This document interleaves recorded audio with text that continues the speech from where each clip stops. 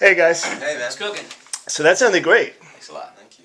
How the hell do you not remember your new album title? Come on, man. Man, I'm getting old. It's a young man's game. I don't know what to say. So it's been 4 albums, so I guess after 3 you kind of lose track, right? You know what? Just self-title every single one. I think in trilogies, man. That's it. Yeah.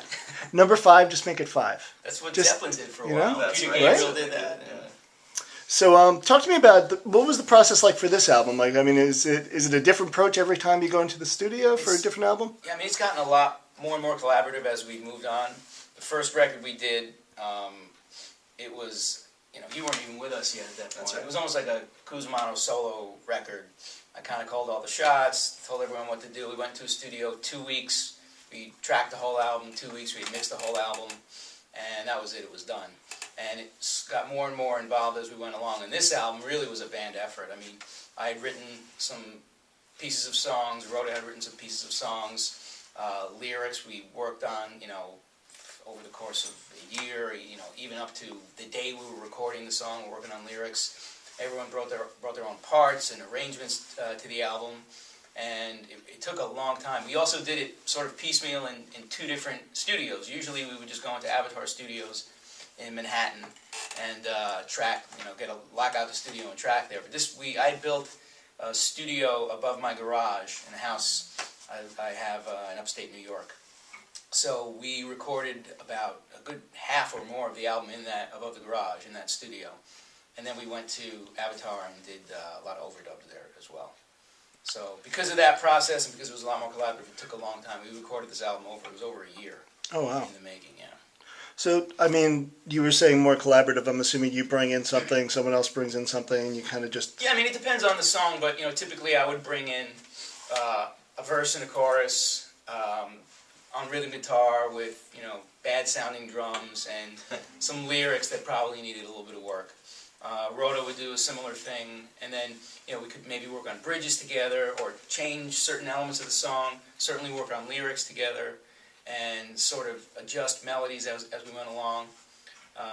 But, when I go back now, and I'm sure you do the same thing, play the demos, and now listening to the completed song, it's really like, the songs are still there, but it's really a whole different thing now. Yeah, I mean, they say that, our heroes are, Lennon and McCartney, and they say that when they wrote songs together, I mean, they're always credited together, it's always Lennon-McCartney. Right. But in fact, generally speaking, one of those guys would write most of that song, and the other guy would come in and write the bridge. Okay.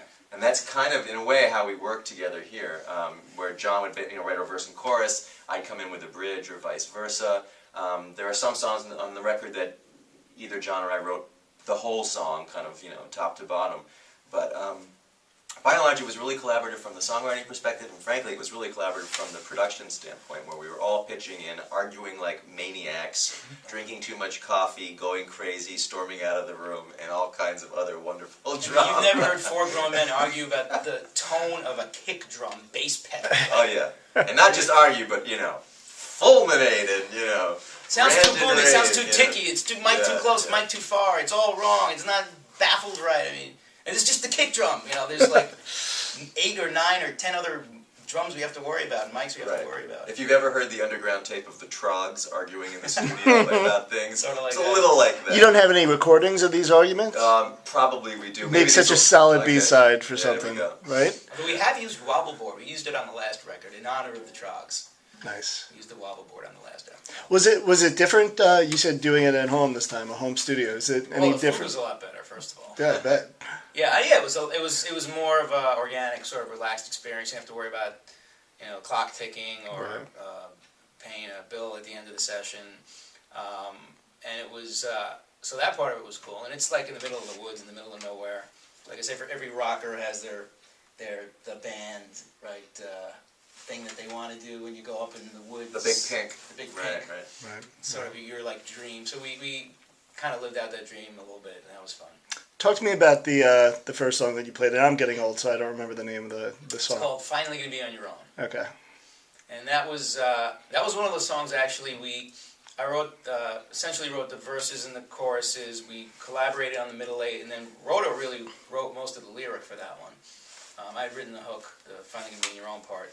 But then he had this idea. Why don't you tell him based on that Cat Stevens song? That's right, because originally the song was called "Finally Gonna Be in Your Own" right from the beginning, but the lyrics were maybe a little bit more abstract. They were cool. They were kind of vibey. But I felt like, with a title like that, let's go for the throat. Mm-hmm. And the obvious model for a song like that would be Cat Stevens' "Wild World." Ooh, baby, baby, it's a wild world. It's hard to get by just upon a smile. Right? So basically, the idea of the song came from some personal experience of basically needing to let somebody go, and but also still feeling like an impulse to kind of protect and guide, and some musings on how that feels to let somebody go. So I think that's what the song ultimately is about. Cool. And just lastly, where can people see you aside from this video? I mean, I'm assuming you're touring for the album. Yeah, we're touring right now. We're the next series of dates we're playing starts November 1st with a band called Trapped. Nice. TRAPPT. And we're playing all over the Midwest, but then I'm not sure exactly where. But you can check our website, cringe.com. You can certainly check trap.com, and our Twitter and all the rest of that stuff will have all the dates. And if you're in New York City, keep your eyes out because we have a lot of local dates coming up as well. So definitely keep your eyes on that, and definitely check out the cringe.com for our whole itinerary. And you're just the Cringe at Twitter, right? Yeah, the Twitter account is the Cringe. Just the Cringe. Yeah. Good. What makes you guys cringe? I'm just curious. Aside from bad interview questions. Well, it's funny you bring that up because at one point we were, I think these videos are still out there. We were doing a series of videos called Cringe-worthy. And, it was basically stuff that we actually really like, not necessarily stuff that made us cringe. So we were doing, we did like Belgian beer samplings. We were basically facing off to see who made the best calzone in New York, and we had a lot of stuff like that. So the stuff that makes us cringe, since cringe is now a positive implication for us, we talk about things being cringe-worthy, like fine tobacco and a nice scotch, and stuff like that. Roaring fire, leather-bound book. Yes. These sorts of things. Bad record production makes us cringe. And what makes me cringe is technical difficulties at a live gig. Because you can practice as much as you want, but if something's wrong with the amp, you're not going to sound good no matter what. Yeah, I guess similarly for me, it's a video camera that's terrible. This one's working now. Yeah, I mean the good thing is that I use high tech equipment. I see that. So yeah, and the whole crew helps me out. You have 5 people behind you. Yeah, I mean I could choose to. Yeah, and I have all the different angles. It's just. You have all these assistants in the room. It's like 16. Yeah. Evian, please. Can I have my Evian? Thank you for putting up with so many people.